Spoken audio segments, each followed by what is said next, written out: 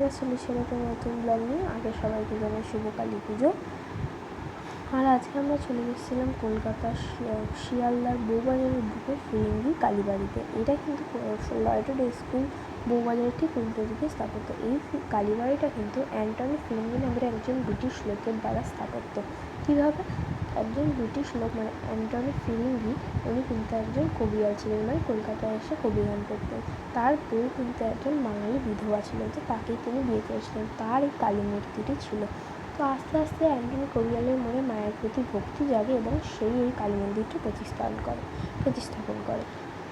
তো আমরা কিন্তু এই কালীবাড়িটা প্রতি বছরই যাই, আমার মারাও যেত।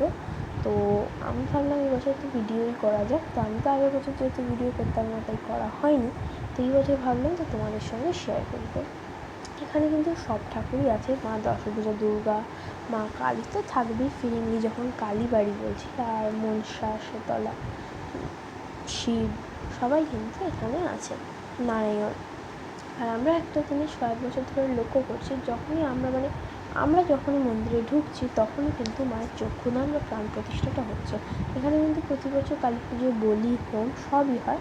ছাগল বলি হয় না, সবজি, আখ এইসব বলি হয়। এখানে কিন্তু প্রতি অমাবস্যাতে পুজোও হয়।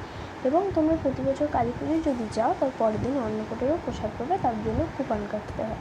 তো এই বছর তো আর হবে হয়তো, যাওয়া হবে না, কারণ কালী পুজো তো চলে গেছে। এমনি কিন্তু অর্ডিনারি দিনেও তোমরা যেতে পারো। মন্দির সকালবেলা খোলা থাকে 12টা অবধি এবং রাত্রিবেলা 9টা অবধি।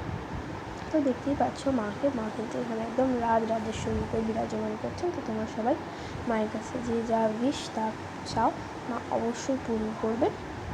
আর সুযোগ হলে অবশ্যই একবার এখানে মায়ের কাছ থেকে ঘুরে এসো। তো তোমাদের যেমন বললাম, এখানে সব ঠাকুরই আছে, মনসা দেবী, শীতলা দেবী, মা দুর্গা, গণেশ, শিব সবাই আছে। তো আজকের ব্লগটা গাইজ এই পর্যন্তই। আর দেখতেই পাচ্ছ তোমাদের যেটা বললাম, যে আমরা ঢুকছিলাম তখনই কিন্তু কয়েক বছর ধরে মায়ের প্রাণ প্রতিষ্ঠাটা হচ্ছিলো। তো আজকের ব্লগটা এই পর্যন্তই, দেখা যাবে অন্য কোনো ব্লগে। বাই।